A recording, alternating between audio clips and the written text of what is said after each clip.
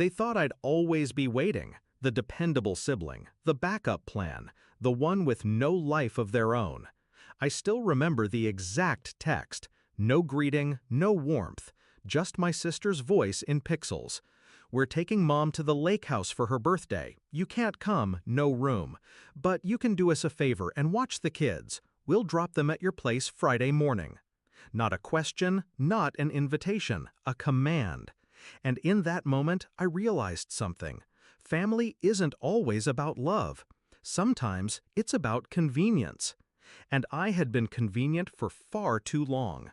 When we were kids, I idolized them. My older sister, my younger brother. They were loud, charismatic, reckless.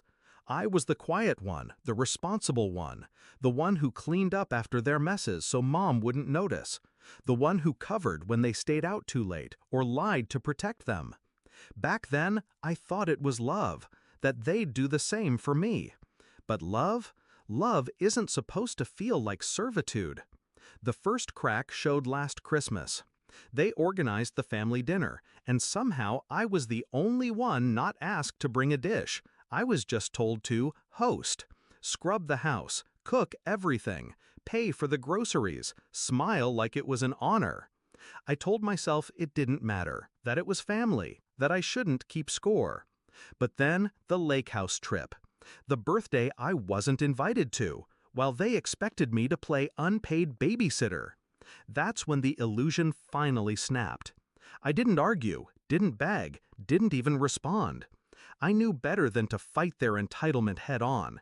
That only fed them. No, I needed something cleaner, colder. I waited, silent. And Friday morning, when they showed up at my door with 2 kids in tow, dragging suitcases and Starbucks cups, I was already gone. 3 hours earlier, I'd thrown a backpack in my trunk, locked my apartment, and driven out of the city with my phone switched off. No warnings, no explanations, just absence. When they knocked, when they called, when they stood there with Mom's grandkids crying in the hallway, I wasn't there to catch them.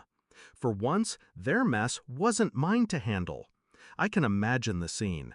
My brother cursing under his breath, my sister outraged that I wasn't at their beck and call, their kids tugging at their sleeves, confused and restless. They would have tried calling me, of course, over and over.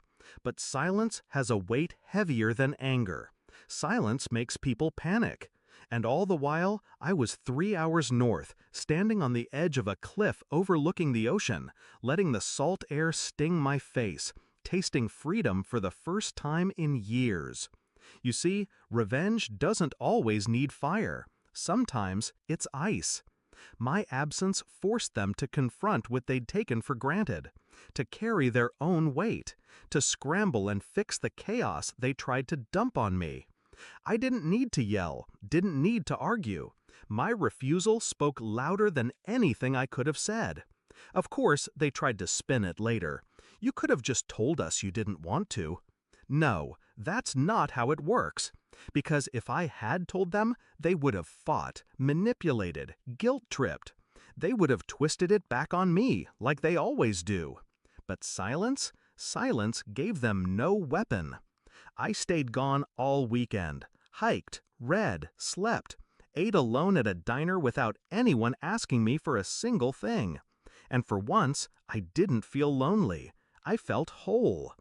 When I came back, my phone lit up with messages, voicemails, some angry, some desperate, some dripping with guilt.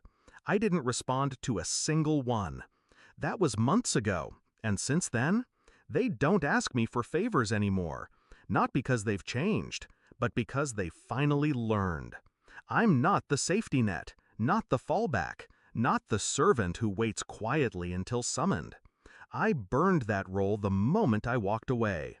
So when people ask why I didn't go to the lake house that weekend, why I didn't watch the kids, why I disappeared without a word, I only say this: sometimes the loudest way to say no is with silence. And that silence, it was the sweetest revenge I've ever tasted.